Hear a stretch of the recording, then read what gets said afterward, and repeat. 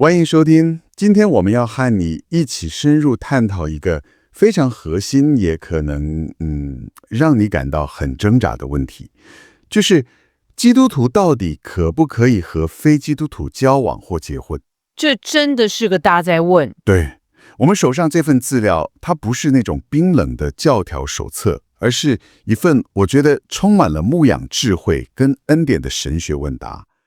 我想你可能心裡也曾有過這樣的獨白，像是我們真的很合得來，或是他很尊重我的信仰，甚至是他人真的很好，就只是還不是個信徒。這些掙扎都非常真實。沒錯，所以今天我們的任務就是和你一起來梳理這份資料中的不同觀點，看看它背後的理據，還有其中的智慧，希望能幫助你更清晰地思考這個非常個人、充滿情感，但也滿懷希望的問題。的確，這個問題之所以這麼複雜，就是因為它直接碰觸到我們信仰、愛情還有未來生活的核心。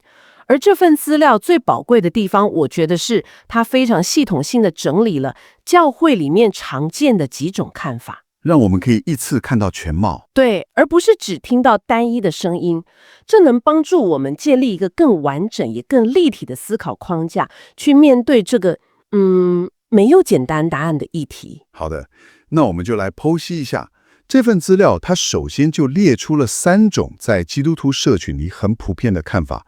第一種，我想你應該不陌生，就是最直接的，不可以，基督徒不應該和非基督徒交往或結婚，就是最傳統、最常見的說法。對，這直接就點出了我們常提到的那句經文：信與不信不能同負一軛。沒錯，這個觀點有非常明確的聖經基礎，主要就是來自哥林多後書第6章。同負一軛這個比喻，其實在當時的文化背景下是非常生動的。你可以想象有2頭牛，它們負着同一個軛。如果它們的身高啊、力氣啊，或想走的方向不一樣，那根本就沒辦法好好耕田，完全沒辦法，只會不斷的互相拉扯，然後消耗彼此，最後兩敗俱傷。換句話說，這個比喻的重點不只是不同，而是這種不同會導致整個前進的過程充滿了內耗跟衝突。正是如此。所以持有這個觀點的人會認為，婚姻的本質，它不只是浪漫愛情，它更是一個屬靈的盟約。屬靈的盟約這個詞很有分量。是的，既然是盟約，那共同的信仰就成了這個盟約的基石，因為這個基石會實際影響到生活的每一個層面。比如說，你們共同的價值觀是什麼？生活中事情的優先次序怎麼排？遇到重大決定的時候，你們的最終依據是誰？對，還有你們要怎麼教養子女，甚至當你們一起面對苦難跟死亡的時候，你們的盼望在哪裡？所以採取這種立場，通常是出於一種保護個人信仰，以及避免未來家庭產生屬靈衝突的深切考量。屬靈的盟約這個概念確實解釋了為什麼很多人會這麼堅持這個看法。但我也能想象，對某些人來說，把還在萌芽階段的交往跟那個終身承諾的結婚看得一樣重，壓力可能太大了。沒錯，這是不是就是第2種觀點想要處理的差異？它聽起來，像是一個折中方案，交往可以，但結婚不行。你說到重點了。第2種觀點的關鍵就在於它視同區分交往跟婚姻的不同本質。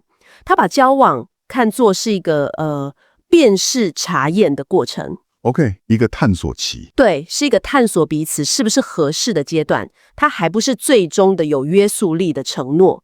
在這個階段，你可以去了解對方的品格、價值觀，看看你們是不是真的合得來。這聽起來很務實，也比較貼近就是現代社會的戀愛模式。的確，但這種觀點它同時也畫下了一條非常清楚的底線。婚姻是完全不同的層次，婚姻在屬靈上還有人生的方向上，是把2個人緊緊的捆綁在一起的。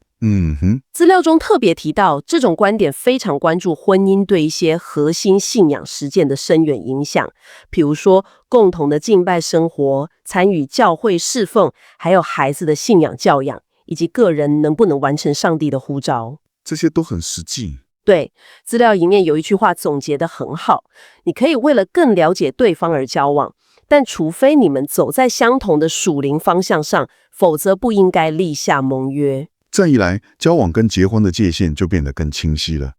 那第三種觀點呢？資料稱之為牧養智慧與分辨，聽起來彈性更大，更着重在個人情境。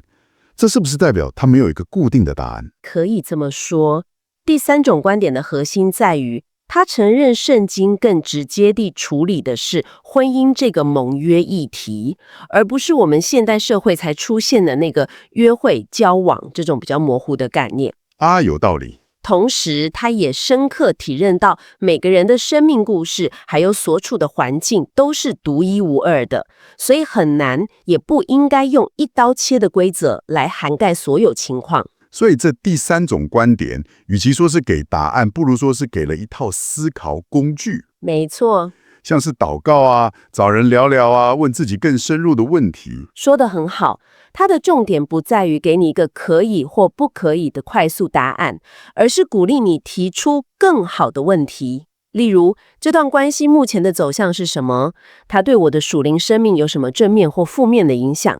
我對這段關係的期待是基於現實，還是基於我一廂情願的想象？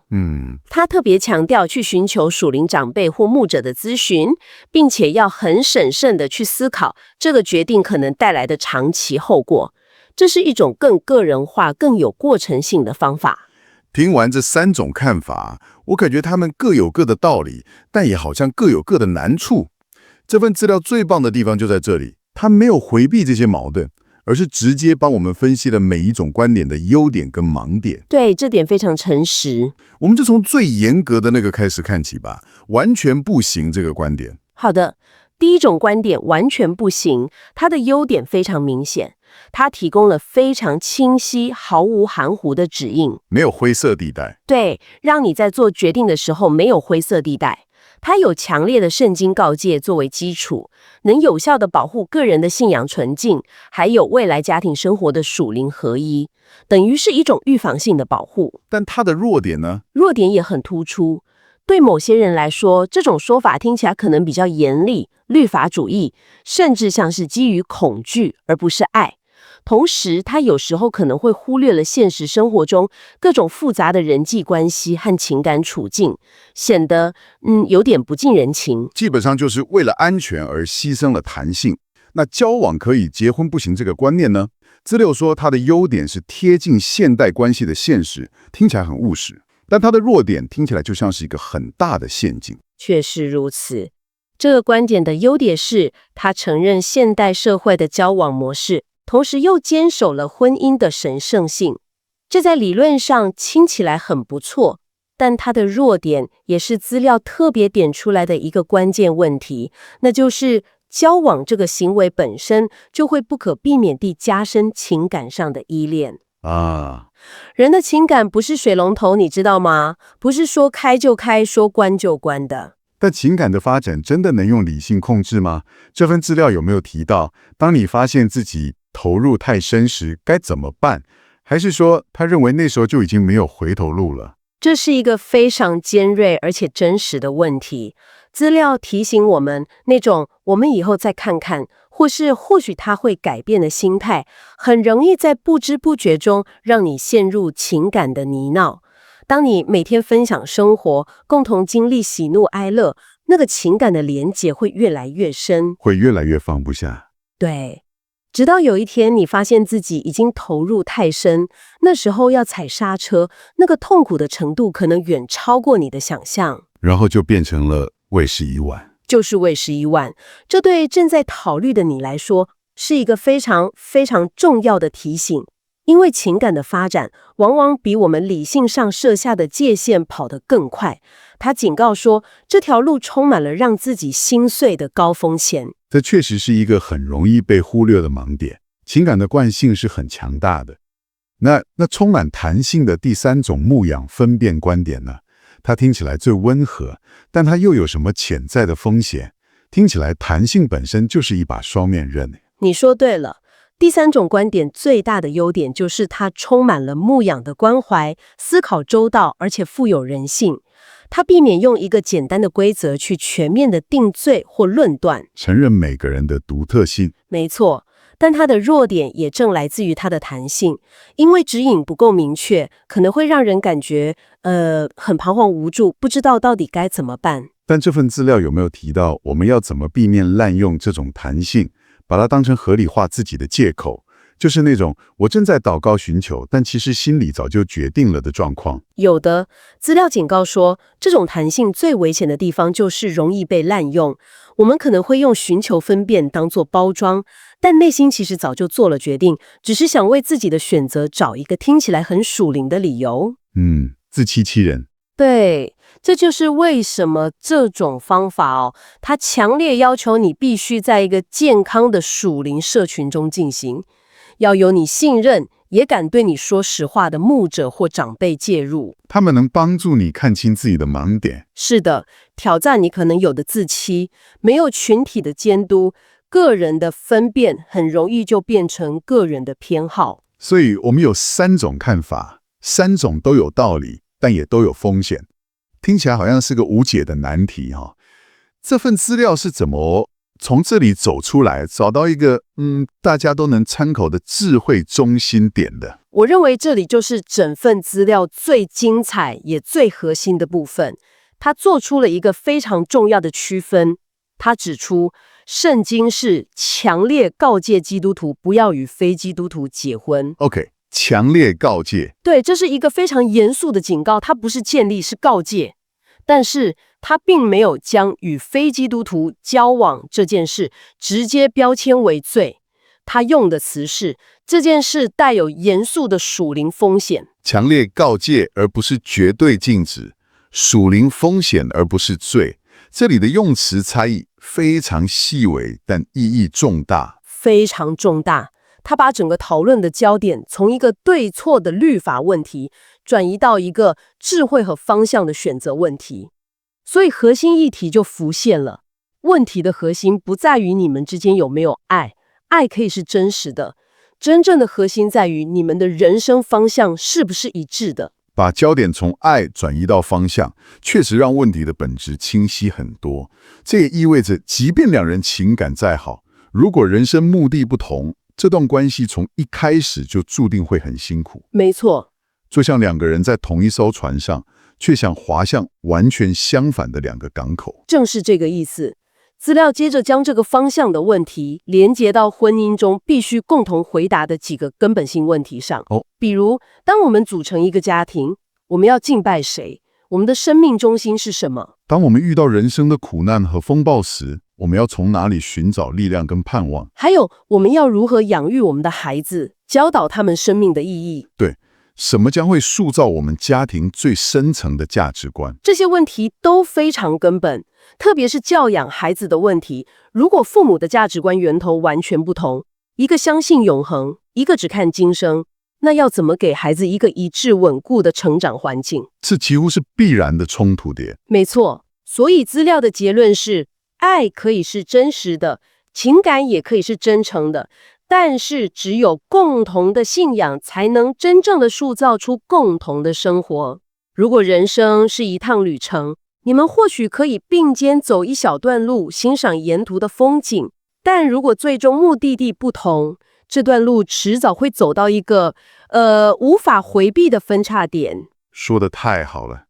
接下來資料的語氣變得非常溫和，完全進入了牧養關懷的層面。我想，這對正在經歷這些掙扎的你來說，應該會感到很大的安慰。他特別針對2種不同處境的人說話。沒錯，這一點非常重要，因為現實是複雜的。首先，對於那些已經在跨信仰關係或婚姻中的人，這份資料傳遞的訊息非常清楚，這不是要來定罪你。他引用了哥林多前書第7章的教導，承認這種婚姻在現實世界中的存在，並強調上帝的恩典不會因為你的處境而離開你。所以重點不是活在懊悔裡，而是專注於在當下的處境中如何活出信仰。完全正確，上帝總是在我們的現實中動工，而不僅僅是在我們想象的理想狀態中。你的任務是在現況中成為光，成為鹽，用生命見證信仰，而不是每天為過去的決定折磨自己。神的恩典在你的現實裡也一樣夠用。這對已經身在其中的人來說是極大的釋放。那對於正在考慮要不要進入這種關係的你呢？資料提供了一些非常有力的禱告性的問題，幫助你反思。是的，這些問題不是要給你標準答案，而是邀請你誠實地面對自己的內心。我覺得這些問題非常值得你花時間，安靜地、深入地去思考。第一個問題是，這段關係最終會幫助我更靠近基督，還是會慢慢地、不知不覺地將我從基督身邊拉走？這個問題很直接，它要求你誠實評估關係的屬靈軌跡。第二個，我是真心希望他或她有一天會改變，所以我才投入這段感情，還是我能真實地接納他或她現在的樣貌，即使他或她永遠不信主？哇，這個問題更尖銳。他直接挑戰了那種婚姻是最好的福音工廠的迷思。沒錯，他要求你區分你的愛是帶有條件的，條件就是對方必須改變，還是無條件的接納對方現在的樣子。最後一個問題，如果他或她永遠不信主，我能否依然忠實地、不妥協地過我的信仰生活，包括固定的教會生活、金錢的奉獻，以及對孩子的信仰教導？資料提醒我們，真正的愛會在關係初期就勇敢地提出這些尖銳的問題，而智慧則是在立下誓言、做出承諾之前，就誠實地回答這些問題。在我們結束這次的探討時，這份資料留下了一個非常強而有力的比喻，我想跟你分享。上帝的誡命不是要來困住我們的柵欄，而是為了保護我們未來幸福的護欄。我喜歡這個比喻。就像高速公路旁的護欄，它不是為了限制你的自由，而是為了保護你不在最危險的地方翻車。它也提供了一些非常務實的建議，比如在情感投入太深之前，就去尋求牧者或屬靈長輩的諮詢，這是關鍵。還有要對自己誠實，而不是一味地活在樂觀的想象裡，並且要小心，不要將對方對你的友善跟共同的信念混為一談。這個護欄的比喻核心就在於上帝的指引是出於愛與保護，而非限制。他比我們更了解人心的複雜，也更清楚什麼樣的關係基礎才能真正的承受人生的風雨。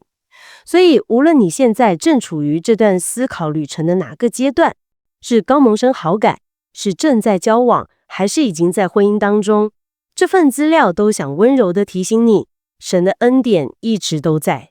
他的智慧隨時可以向你顯明，而你的故事也絕非無法挽回。最後，基於我們今天從這份資料中探討的一切，我們想留給你一個最後的思考。這是資料直接向你提出的反思問題，值得你好好的思想，誠實地問問自己：這段關係是正在幫助我更愛上帝，還是正慢慢地要求我妥協？